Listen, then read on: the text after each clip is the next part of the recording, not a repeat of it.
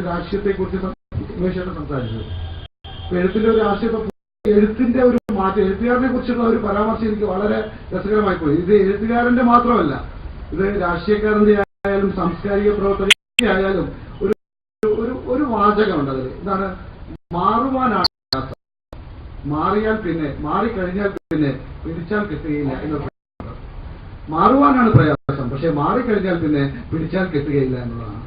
ഇത് നമ്മൾ പുതിയ രാഷ്ട്രീയത്തിലും പുതിയ സംസ്കാരത്തിലും പുതിയ ജീവിതത്തിലും പുതിയ എഴുത്തുകാരിൽ പോലും നമ്മൾ നോക്കിക്കാണുന്ന ഒരു കാര്യം. മാറുവാനാണ് നമ്മളെങ്ങനെ, അത് മാറാനൊരു പ്രയാസമാണ്, പക്ഷെ മാറിക്കഴിഞ്ഞാൽ നമുക്ക് എങ്ങനെ വേണമെങ്കിലും മാറാവുന്ന രീതിയിൽ ഏത് കാര്യത്തോടും സമരസപ്പെട്ടു പോകാവുന്ന, ഏത് കാര്യത്തോടും ചേർന്ന് നിൽക്കാവുന്ന, ഏത് വിടുവേഷങ്ങളും ആകാവുന്ന ഒരവസ്ഥയിലേക്ക് എത്തിച്ചേരാവുന്ന, എഴുത്തുകാരനായാലും സാംസ്കാരിക പ്രവർത്തകനായാലും രാഷ്ട്രീയ ജീവിയായാലും എത്തിച്ചേരാവുന്ന ഒരു അവസ്ഥയെക്കുറിച്ചുള്ള ഒരു സൂചനകളുണ്ട്. ഒരു പഴയ വിപ്ലവകാരി ഒപ്പം നടന്ന മറ്റൊരു വിപ്ലവകാരിയായിട്ടുള്ള ഒരു സുഹൃത്ത് വീട്ടിൽ വരുമ്പോഴും പഴയ വിപ്ലവകാരിയും എഴുത്തുകാരനുമായ ഒരാൾ സന്ധി ചേരലുകൾ, ഇവരുടെ സംവാദങ്ങൾ ഒരുപക്ഷെ പഴയ കാലത്ത് അവരിങ്ങനെ സ്വപ്നങ്ങളായിറക്കുകയും പുതിയ കാലത്തിന്റെ മാറ്റങ്ങൾക്ക് വിധേയനായിട്ട് സഞ്ചരിക്കുകയും ചെയ്യുന്ന ഒരു ചിത്രമൊക്കെ ഇതിൽ വരുന്നുണ്ട്. തീർച്ചയായും വളരെ ഒരു ആദ്യത്തെ പുസ്തകം പരിമിതികൾ വളരെ കുറവാണ്. അങ്ങനെ ഒരു എഴുത്തുകാരന്റെ ആദ്യത്തെ പുസ്തകം എന്നുള്ള പോരായ്മകളോ പരിമിതികളോ അല്ല ഇതിനകത്ത് വായിക്കുന്നത്.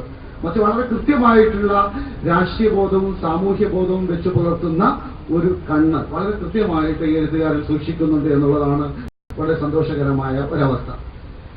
കഥ എന്നുള്ളത് ഒരുപക്ഷെ ഇന്ന് എനിക്ക് തോന്നുന്നത് പിന്നെ അത്രയൊന്നും സുഖകരമായിട്ടുള്ള വഴിയിലൂടെ സഞ്ചരിക്കുന്ന ഒരു മാധ്യമമല്ല. കാരണം കഥയുടെ വായന തന്നെ വളരെ പരിമിതപ്പെട്ടുകൊണ്ടിരിക്കുകയാണ്. കുറച്ചു കാലം മുമ്പ് വരെ നമ്മുടെ ഭാഷയിൽ ഏറ്റവും ശക്തിമത്തായ ഒരു മാധ്യമം എന്ന പേരിൽ ഇന്നിരുന്ന കഥ ഇന്ന് വളരെ പിന്നോക്കം പോവുകയാണ്. പലപ്പോഴും കഥ എന്ന് പറയുന്നത് വളരെ ആസുരമായ ഒരു കാലത്തെ അതിനേക്കാൾ ആസുരമായ രീതിയിൽ ചിത്രീകരിക്കുന്ന ഒരു മാധ്യമമായി തീരുകയാണ്. പലപ്പോഴും കെട്ടുകാഴ്ചകൾ ഇങ്ങനെ വർദ്ധിച്ചു വരികയാണ്. ജീവിതത്തോട് ഉമേഷ് ബാബു നേരെ സംസാരിച്ച പ്രശ്നം തന്നെയാണത്.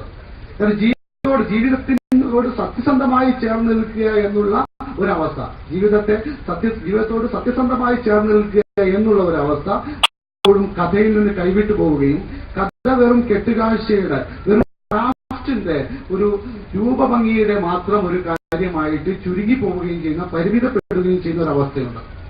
ഒരുപക്ഷെ ഭ്രമിപ്പിക്കുന്ന കാഴ്ചകൾ വളരെ സ്കാറ്റേഡ് ആയിട്ട് ചിത്രീകരിക്കുകയും ഒരുപക്ഷെ അത് ജീവിതത്തോട് ചേർന്ന് നിൽക്കുകയോ ജീവിതത്തിന്റെ അനുഭവ പാഠങ്ങളോ അനുഭൂതികളോ പോവുകയും ചെയ്യുന്ന ഒരവസ്ഥയിലേക്ക് പുതിയ കഥയും പുതിയ കഥാകൃത്തുക്കളും പലരും എത്തിച്ചേർന്നിട്ടുണ്ട്. പുതിയ കഥാവായനകൾ കുറഞ്ഞു വരുന്നതിന്റെ ഒരു അവസ്ഥയും ഇത് ജീവിതത്തോട് സത്യസന്ധത പുലർത്തുന്നില്ല, എഴുത്തിനോട് സത്യസന്ധത പുലർത്തുന്നില്ല. പലപ്പോഴും കെട്ടുകാഴ്ചകളുടെ ഭ്രമങ്ങളിൽ കുരുങ്ങിക്കിടക്കുകയാണ്. പലപ്പോഴും കഥയെ വായനക്കാർ കൈവിടുന്ന ഒരവസ്ഥ സംജാതമായിട്ടുള്ളത്. ഏതായാലും ഞാൻ കൂടുതൽ കേട്ടിട്ടില്ല. ഏതായാലും ഈ കഥകൾ തീർച്ചയായിട്ടും അത് ജീവിതത്തിൽ നിൽക്കുന്നുണ്ട് എന്നുള്ളതാണ് അതിന്റെ ഏറ്റവും ആഹ്ലാദകരമായ ഒരു കാര്യം. വളരെ നമ്മുടെ കൺമുന്നിലുള്ള വളപട്ടണത്തിന്റെയും പരിസരത്തിന്റെയും ലോകത്ത് സഞ്ചരിക്കുമ്പോൾ തന്നെ ഒരുപക്ഷെ നമ്മുടെ ഗ്രാമ്യവും നാഗരികവുമായ ജീവിതത്തിന്റെ